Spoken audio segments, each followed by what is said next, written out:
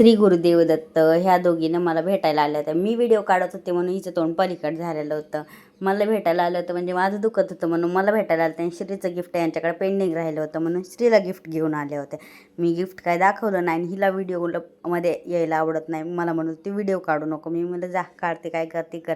मग हे किट्टून हे काय असं खेळ होतात नाही. मग दुसऱ्या दिवशी असे काय रेडी झाले होते आणि श्रीला विचारत होते, श्री कशी दिसते मी. तर श्री मला सांगत होता की मम्मी छान नाही दिसत, नाही नाही नाही करत होता.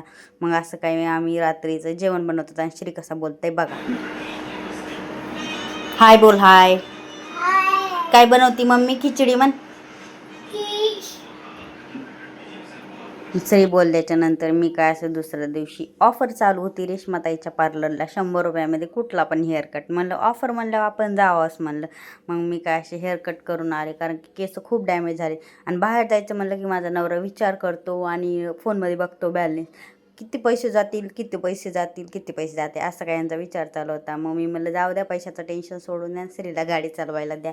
श्री काय असा गाडी चालवायला पासून श्रीच्या पप्पाला काही ताण नाही भेटू आणि स्लॉकमध्ये